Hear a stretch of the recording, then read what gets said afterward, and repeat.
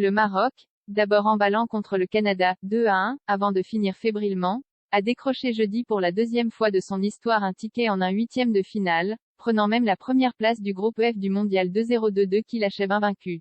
Après un nul contre la Croatie, 0-0, et une victoire encore plus retentissante contre la Belgique, 2-0, les Marocains se sont une nouvelle fois montrés efficaces en dépit du premier but encaissé depuis que Regragui a remplacé au pied levé Ali Lochik au cœur de l'été. Après 3 éliminations frustrantes en Coupe du Monde dès le premier tour, les Lions de l'Atlas réussissent même pour la première fois la passe de 2 victoires d'affilée. C'est de bon augure pour la suite, même s'ils pourraient maintenant trouver sur leur route l'Allemagne, qui les avait éliminés en 1986 lors de leur unique 1/8 jusque-là, ou encore l'Espagne, qui tenteront à leur tour dans la soirée de les imiter dans le groupe E qui comprend également le Costa Rica et le Japon.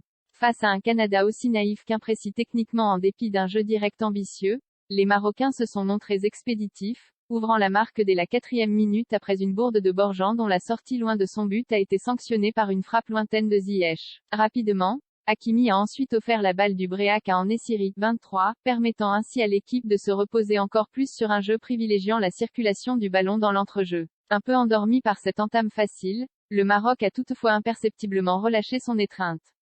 Alors que le Canada, avec David sur le banc, n'avait jamais été dangereux jusque-là, il a trouvé le moyen de tromper la vigilance du revenant Bounou, surpris par une déviation de son propre défenseur Aguerd, 40.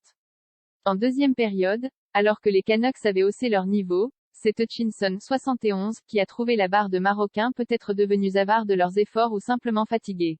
Au lieu de décrocher un premier point honorifique en Coupe du Monde, les joueurs de Herdman, qui devra encore attendre pour devenir le premier sélectionneur à s'imposer chez les hommes et les femmes à ce niveau, doivent finalement se contenter d'une 6e défaite d'affilée en autant de rencontres. Prochaine hôte du mondial 2026 avec les USA et le Mexique, le Canada peut estimer avoir fait bonne impression avec son jeu débridé mais il a également pu mesurer le chemin à accomplir pour être plus compétitif dans 4 ans.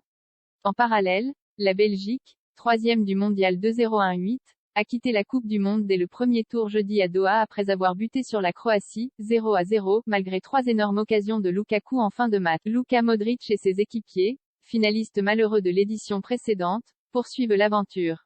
Deuxième du groupe F dominé par le Maroc, vainqueur jeudi du Canada, les hommes au damier rencontreront lundi le premier du groupe E, celui de l'Espagne, de l'Allemagne, du Costa Rica et du Japon.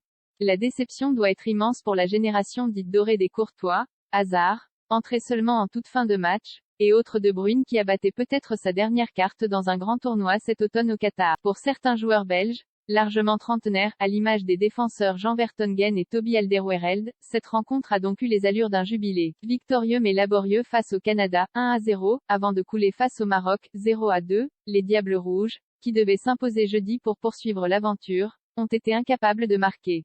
Les occasions n'ont pourtant pas manqué en fin de rencontre après l'entrée au jeu de Lukaku. Lukaku si proche du but quitte à être éliminé, les joueurs du plat pays ont voulu le faire en mode guerrier, avait prévenu le capitaine Eden Hazard à la veille du choc.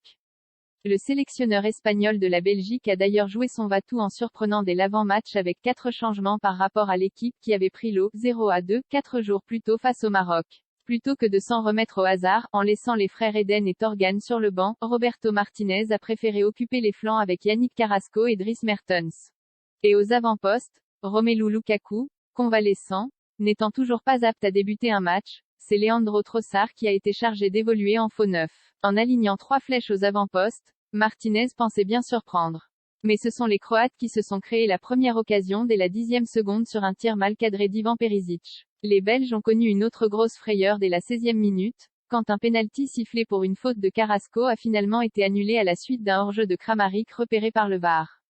Pour le reste, on a revu à de rares moments seulement des bribes de l'équipe si séduisante en 2018, qui a trôné près de 4 ans en tête du classement FIFA. Surtout grâce à l'entrée au jeu à la pause de Romelu Lukaku, qui n'avait joué que 38 minutes depuis la fin août, lequel a directement pesé sur la physionomie du match.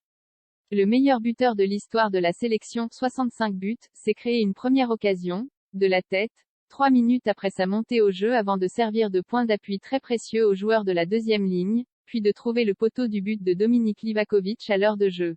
Mais face à des Croates, qui n'avaient besoin que d'un nul pour être qualifiés, les Belges se sont exposés à des contres, forçant Thibaut Courtois à intervenir avec brio à 4 reprises, 50, 53, 54, 67e. Et Lukaku regrettera longtemps les occasions manquées dans les dernières secondes, comme à la 90e quand il n'avait plus qu'à pousser le ballon dans le but vide au lieu de maladroitement l'amortir de la poitrine. AFP ici Beyrouth 1er décembre 2022.